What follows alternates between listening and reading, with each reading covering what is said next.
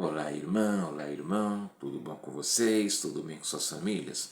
Vamos para o estudo do Vem Segue-me dessa semana, que é a alma do capítulo 5 até o capítulo 7. Nós vimos na outra aula que a alma ele havia entregado a sua cadeira de juiz para Nefia, porque ele estava bem triste, bem preocupado com a situação do povo que estava numa iniquidade bem grande. E aí a gente já vê no 5 que ele, após deixar a cadeira de juiz para Nefia, ele foi lá para a cidade de Zaraína, que era uma cidade grande e provavelmente era uma cidade bem populosa, e ele começou com um discurso que alguns consideram uma queimada. A alma 5 é uma grande chamada de atenção e tal, mas e mesmo nos dias de hoje, o que a gente faz quando tem um discurso? Que a gente às vezes ouve algo que pode não estar sendo conveniente para nós naquele momento, a gente procura ver o que a gente tem que fazer para se corrigir, ou a gente fica procurando, esse irmão, essa irmã está de marcação comigo. Então, Almen lhe prestou o seu testemunho, falou da sua autoridade e ele comenta o que aconteceu com o povo na época do rei Noé, que eles estavam lá no pecado terrível, na iniquidade grande. Abinadi foi lá, chamou atenção e apenas Alma, o pai, que era um dos sacerdotes iníquos, Noé se despertou e acordou para a vida, né, viu que tinha que se corrigir e acabou sendo preservado e organizando a igreja e batizando bastante pessoas. E só que os que não quiseram se arrepender, alguns foram mortos e outros acabaram sendo escravos dos lamanitas e pagando um imposto muito caro. E aí no versículo 6 ele pergunta: vocês se lembram do cativeiro que aconteceu, né, na época de seus pais? E falou, mas também da misericórdia e paciência de Deus, porque ele, a todos os que realmente se arrependeram, tiveram oportunidade de poder mudar de vida e foram redimidos, e o Senhor os despertou daquele sono profundo, quer dizer, eles estavam adormecidos, estavam amadurecendo na iniquidade para a condenação, mas por terem mudado de atitude, eles foram abençoados. Então ele, como falamos, o Alma, o pai, foi lá dos sacerdotes, foi o único que se arrependeu. E tal dos sacerdotes iníquos de Noé. Só que mesmo com uma única pessoa que se arrependeu, quantas bênçãos veio depois, porque ele ama o Pai, quantas pessoas ele ajudou a entrarem ao caminho correto, serem batizados. Então, mesma coisa com nós, a gente, mais uma pessoa só, mas uma pessoa que a gente traz para a igreja, para o evangelho, já está fazendo uma diferença muito grande. E aí vamos lá para o versículo 12, que ele diz assim: e em virtude de sua fé verificou-se uma grande mudança em seu coração. Eis que vos digo que tudo isso é verdade. Então eu tive já a oportunidade, eu mesmo, claro, eu sou converso, e eu já vi ao longo desses anos que eu sou membro da igreja, quantas pessoas mudaram realmente de vida, né? Quantas pessoas que a princípio quando iam lá, ficava, nossa, que é isso? Da onde os elders arrumaram essa figura? Mas ao terem a oportunidade de conhecer o Evangelho, eles se arrependeram, mudaram e se transformaram de verdade.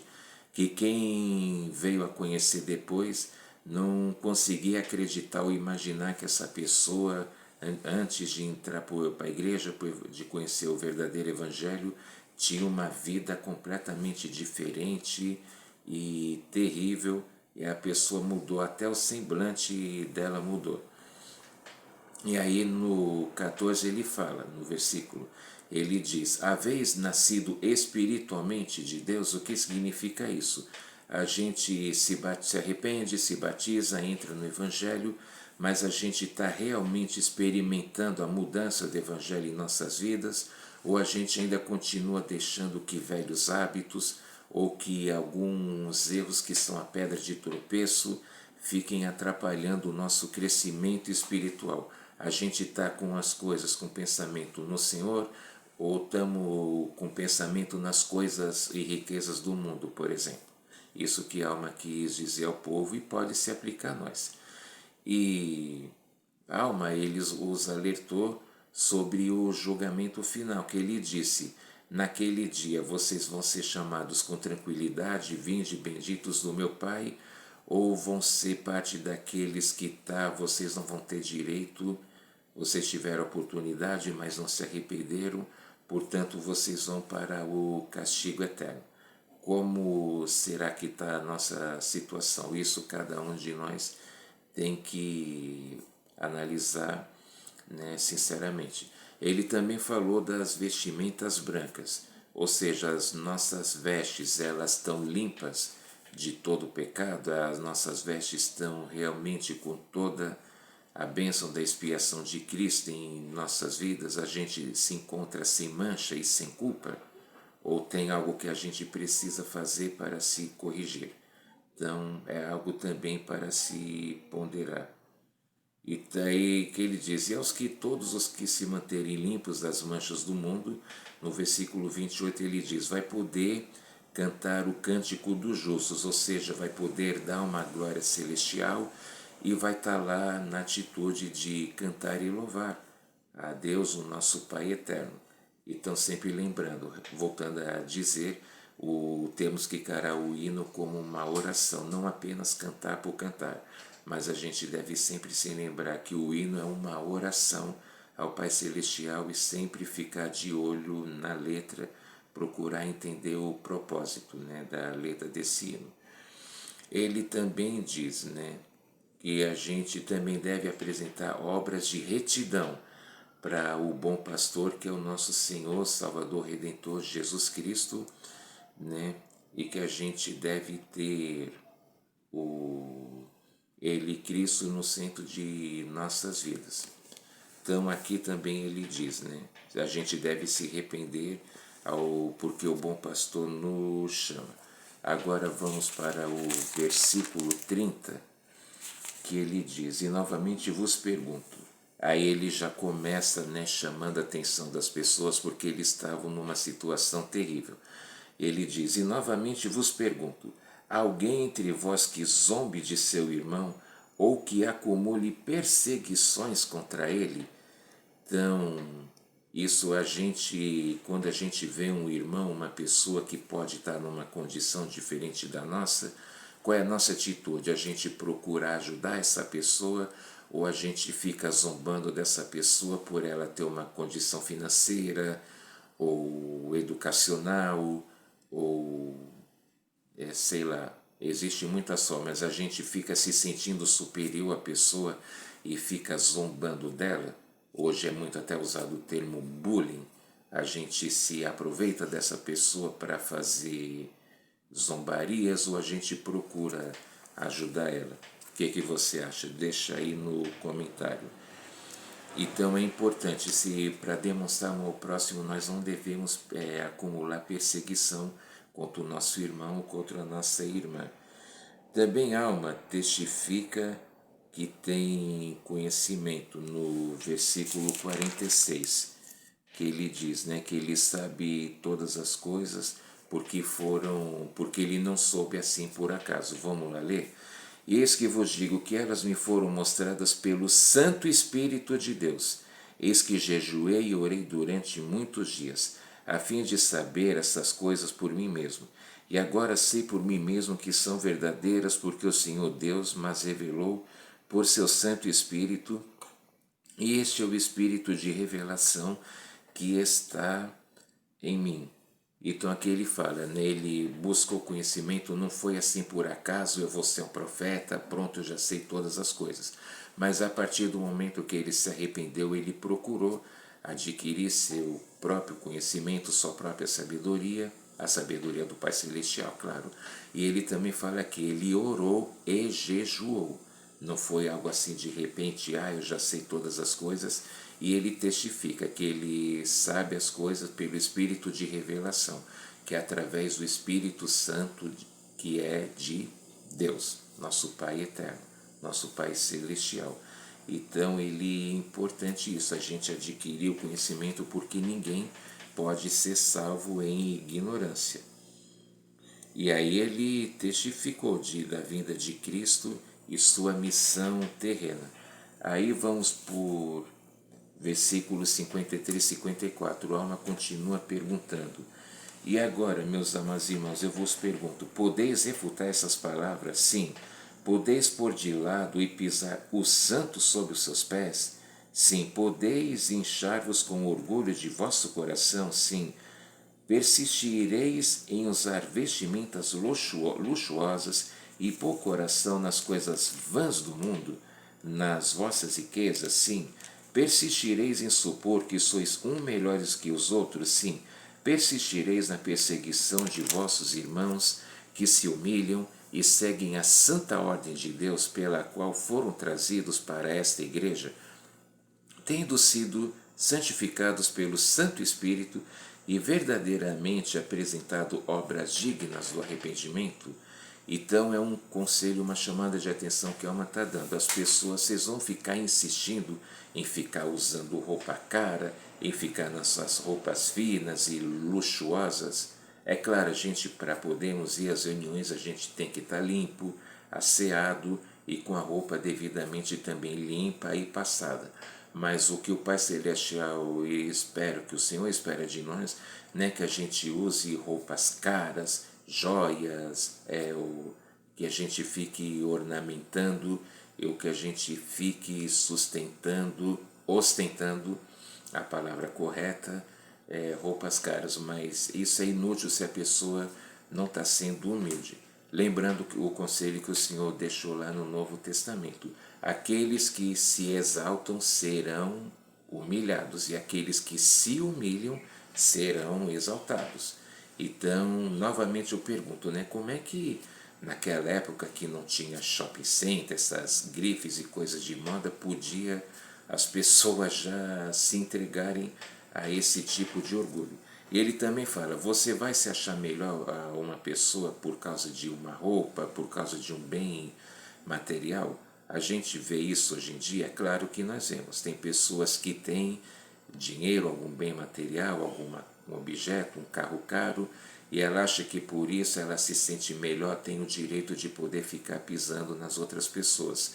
Enquanto que tem gente que, incrivelmente, não tem nada mais para ostentar, fica mostrando que tem um celular caro, que tem um relógio caro, que tem um carro do ano, e as pessoas fazem até grandes dívidas porque elas querem ostentar.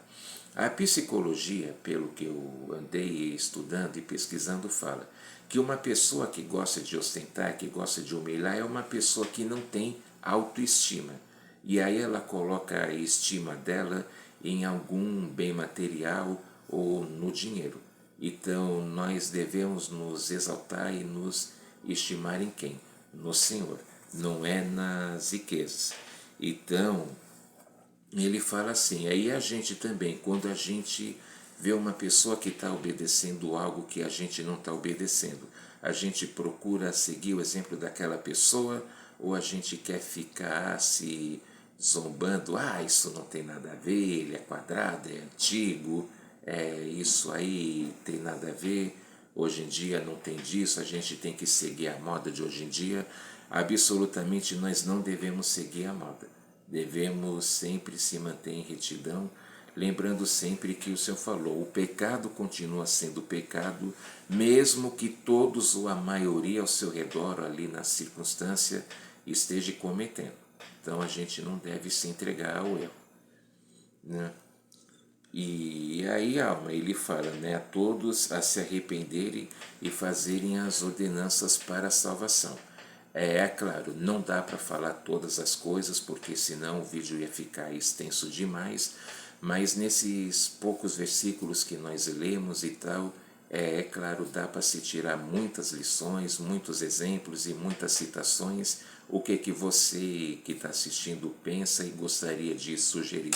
Deixa aqui no seu comentário, por favor, até porque com seu comentário eu também vou poder aprender e também o comentário me ajuda bastante. E as ordenanças existem para todos. A gente deve procurar servir, a gente passa, né, pela ordenança do batismo, depois receber o dom do Espírito Santo, as bênçãos do sacerdócio e tal, no caso de nós homens, serem sempre avançados no sacerdócio, para que a gente possa continuar crescendo e evoluindo. E as ordenanças são sagradas e são necessárias para a nossa salvação. E aí vemos no capítulo 6 que a igreja em Zaraém ela foi devidamente colocada em ordem e organização. E porque é sempre lembrando, né, em Doutrina e Convênios o Senhor disse que a minha casa é uma casa de ordem, uma casa de fé, uma casa de oração, uma casa de jejum, e que nós temos também fazer todas as coisas com sabedoria e deixar em ordem.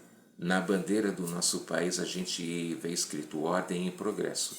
E eu gosto de pensar assim, que sem ordem não vai haver progresso. Então é necessário que tudo seja feito de forma organizada. Aí no capítulo 6, nos versículos 5 e 6, nós vamos ler o que ele disse. Ora, quisera que entendesses que a palavra de Deus era acessível a todos, de modo que a ninguém era negado o privilégio de reunir-se para ouvir a palavra de Deus. Não obstante, foi ordenado aos filhos de Deus que se reunissem frequentemente e que se unissem em jejum e fervorosa oração pelo bem-estar da alma dos que não conheciam a Deus. Então, qual é a nossa atitude quando vê os missionários trazem um pesquisador? A gente tem as 3 visões de branco, já vou explicar melhor o que é isso, ou a gente fica, isso daí é perda de tempo, ele nunca vai aceitar, nunca vai se converter, ou coisa e tal. Ele fala, né, que a ninguém é negado a salvação, porque vemos que o Senhor não faz acepção de pessoas.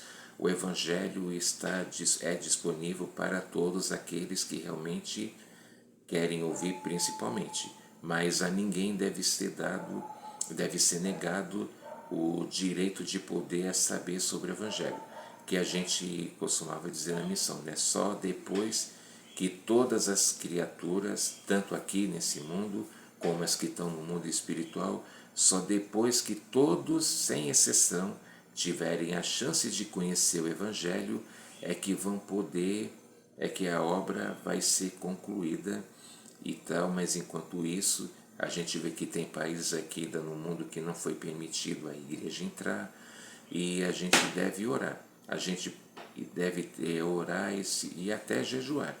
Então, quais são as 3 visões de branco que a gente deve ter das pessoas?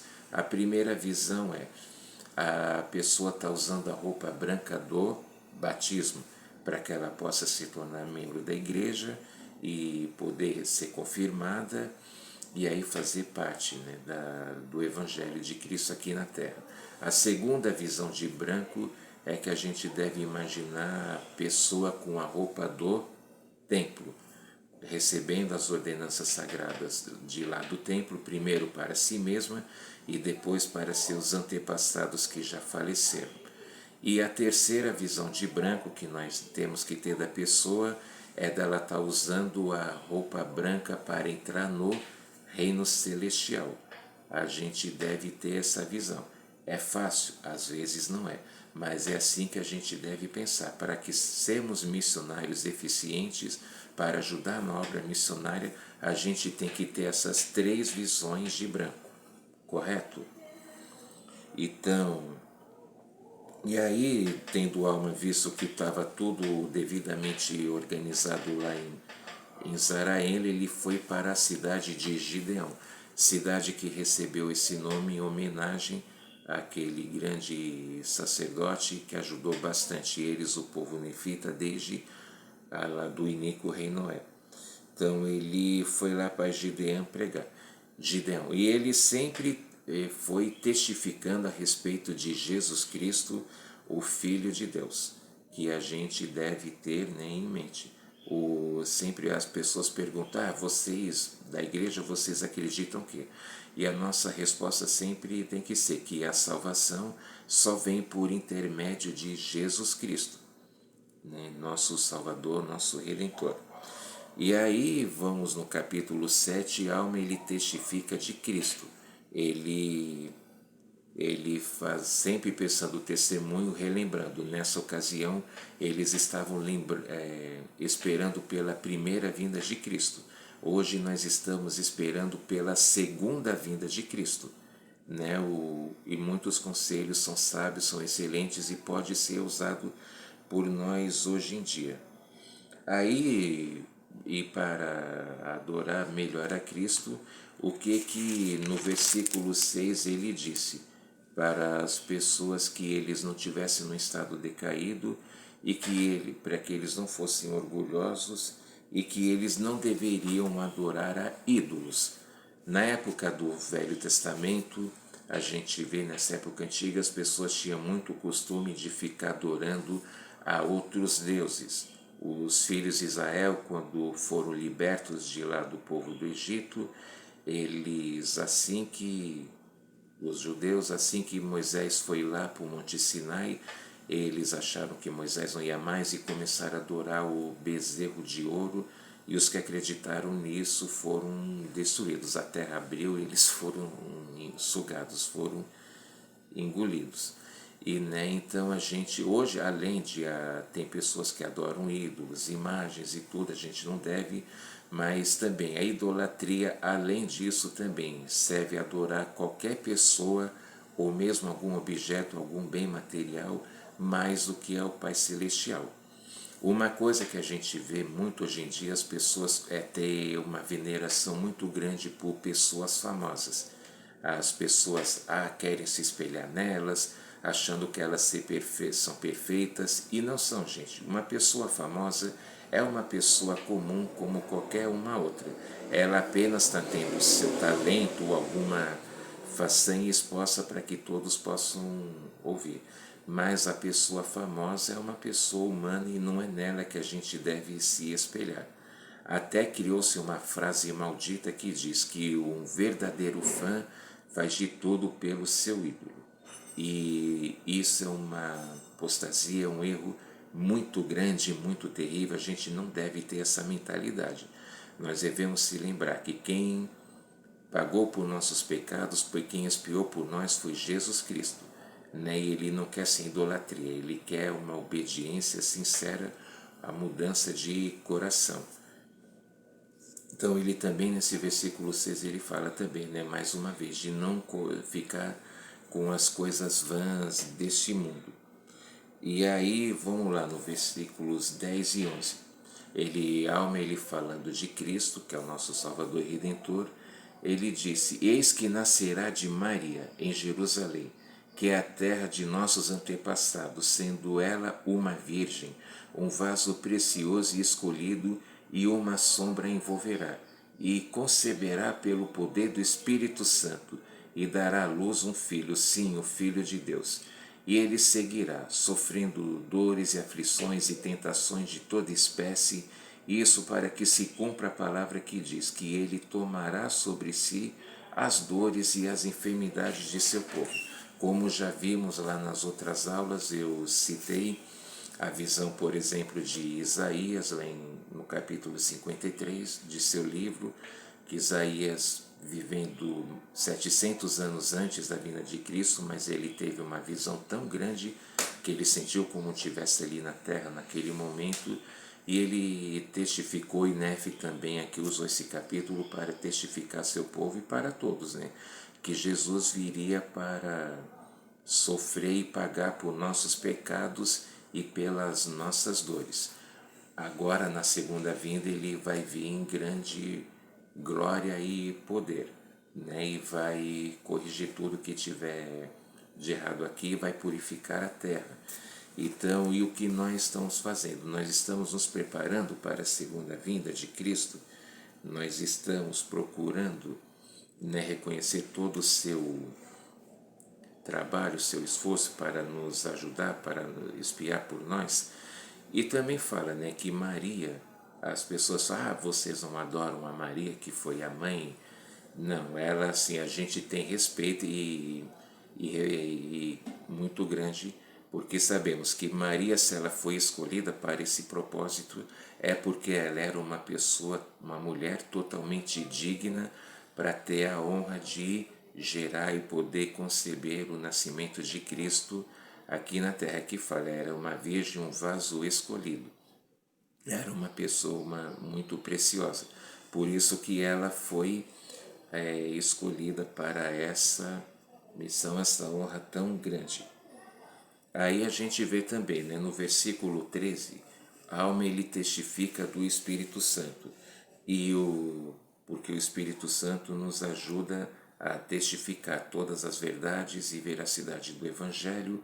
O Espírito Santo nos dá testemunho e nós temos que pregar esse testemunho para as outras pessoas.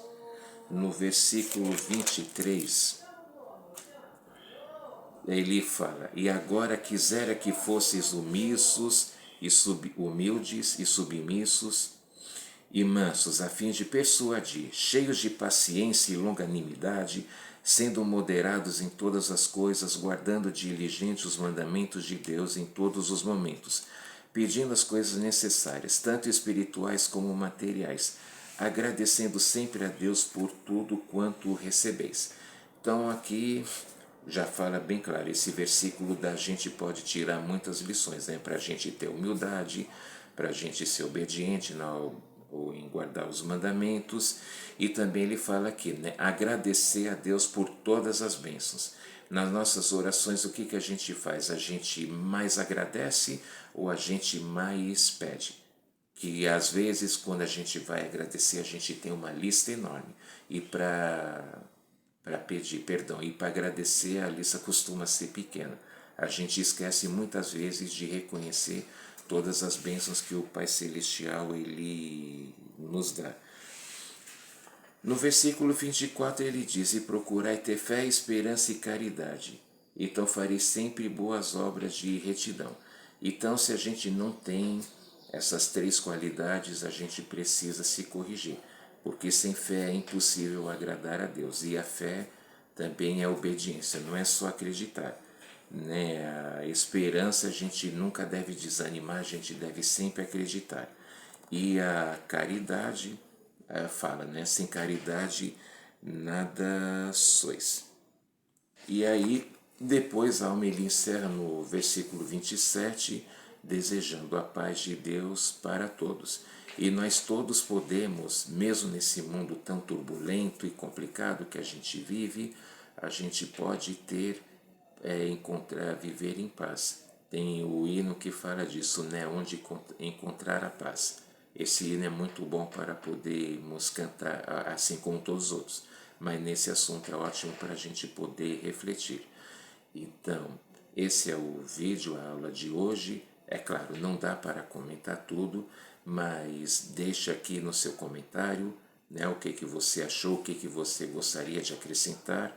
Estamos aqui para aprender uns com os outros.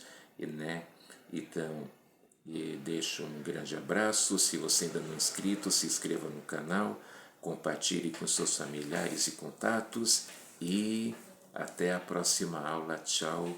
Obrigado, irmãos.